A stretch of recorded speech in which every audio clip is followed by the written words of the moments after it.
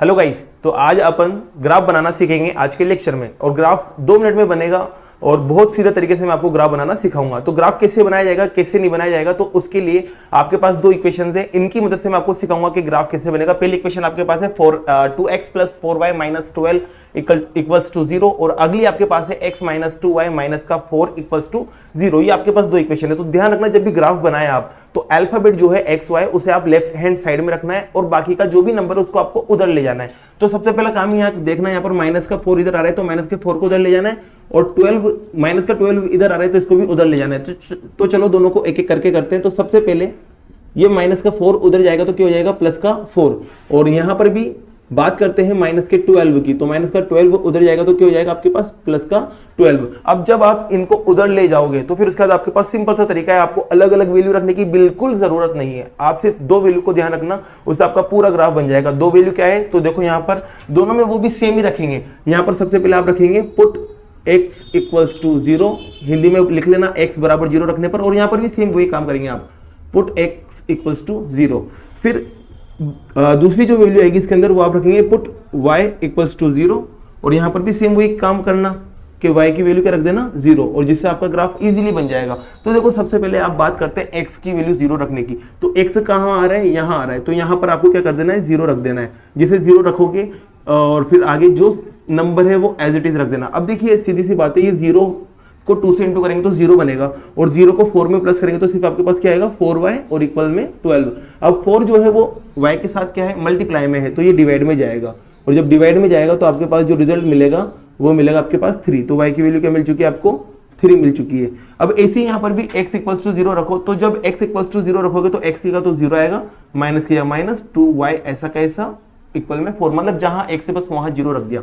अब देखो वही सेम बात, 0 को किसी में भी प्लस करो या किसी में भी माइनस करो, वही रिजल्ट आता है। तो यहाँ पर क्या आएगा आपके पास -2y और इक्वल में क्या चलेगा 4। अब देखो यहाँ पर y को निकालना है, तो y को निकालने के लिए y के साथ कौन आ रहा है, 2 नहीं आ रहा है, -2 आ रहा है, तो -2 को यहाँ से आप हटाओगे तो -2 भी साथ में जाएगा डिवाइड में, और 4 को जब आप 2 से कट करोगे तो रिजल्ट क्या आएगा 2, और एक प्लस का था और एक माइनस का था, अलग अलग साइन है, प्लस माइनस क्या होता है माइनस। तो y की वैल्यू आपको क्या मिल चुकी है -2।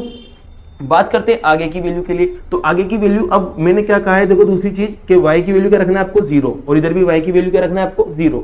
तो y जहां है वहां 0 रखेंगे। तो देखो यहाँ 2 तो ऐसा कैसा, x भी ऐसा कैसा, प्लस ऐसा कैसा, 4 ऐसा कैसा, y की जगह आपके 0 आ जाएगा और बराबर में आपके पास क्या आएगा 12।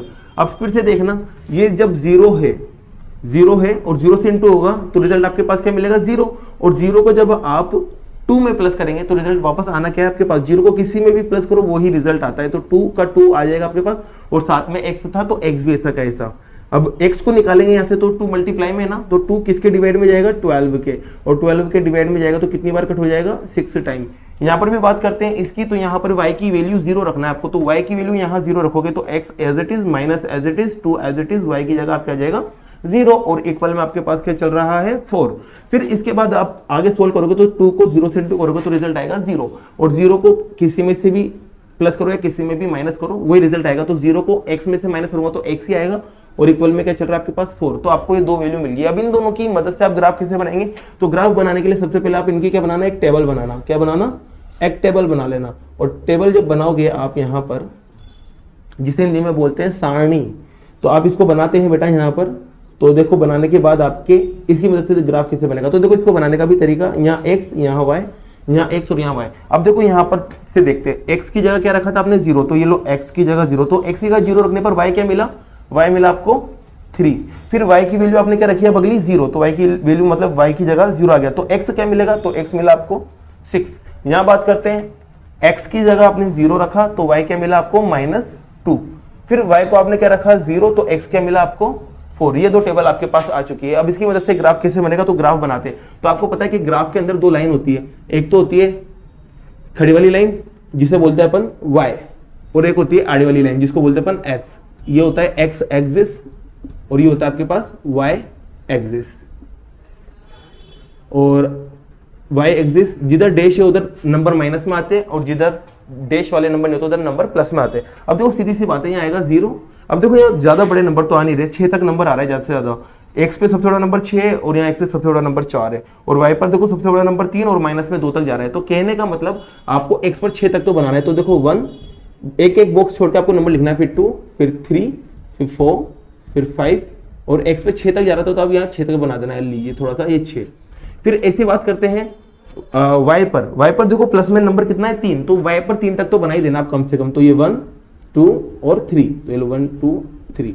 फिर y डैश की बात करें तो y डैश पे देखो -2 तक जा रहा है, तो y डैश पे -2 तक जा रहा है, मतलब y डैश क्यों बोला मैंने, क्योंकि माइनस में नंबर आ रहा है और y डैश जो है वो माइनस को बताता है, तो यहाँ पर माइनस के 2 तक जा रहा है, तो ये लो माइनस का 1 और माइनस का 2, और x पर नंबर माइनस में नहीं है तो इधर आपको नंबर बनाने की जरूरत भी नहीं है। अब चलो इसको लगाते हैं, तो देखो ये जब ये एक पूरा ये एक पॉइंट है 0,3, तो आप देखो यहाँ पर जब भी 0 आ जाए ना तो आप 0 को तो भूल जाओ, आप नंबर को देखो, नंबर 3 है और 3 किस पे बता रहा है वो y पर, तो y पर प्लस का 3 लगाना है आपको, तो y पर प्लस का 3 आपके यहाँ लगेगा और ये पॉइंट आपके लग चुका है।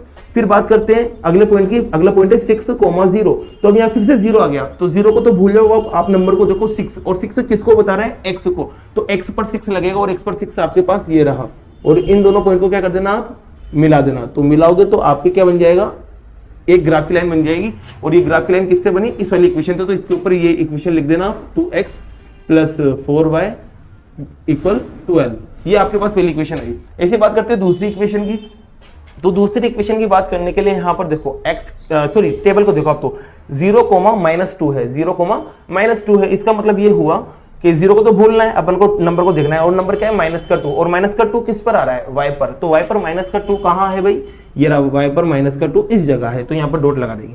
फिर देखो 4,0, फिर से 0 आ गया, अरे 0 को तो देखना ही नहीं है, आपको तो नंबर को देखना है, नंबर क्या है 4, और 4 किस पर आ रहा है x पर, तो x पर 4 वो भी प्लस का, तो यहाँ पर आएगा ये लो, और इन दोनों पॉइंट को भी आप क्या कर देना मिला देना, जैसा आप मिलाओगे तो आपके क्या बन जाएगा, ये दूसरा ग्राफ बन जाएगा। और ये किस इक्वेशन से बना, तो ये इस इक्वेशन से बना था, तो यहाँ आप इक्वेशन लिख देना x - 2y = 4, ये आपके क्या बना बेटा, ग्राफ बना। तो आप ग्राफ इस तरह से बना सकते हो, और ग्राफ बनाने के बाद आपको यहाँ क्या लिखना पड़ता है, स्केल लिखना पड़ता है, ध्यान रखना स्केल का आपका हाफ मार्क्स मिलता है, तो स्केल में आपको इधर वाली लाइन तो सबको ध्यान रखना है, on x axis 1 centimetre equal, ऐसी on y axis 1 centimetre equal.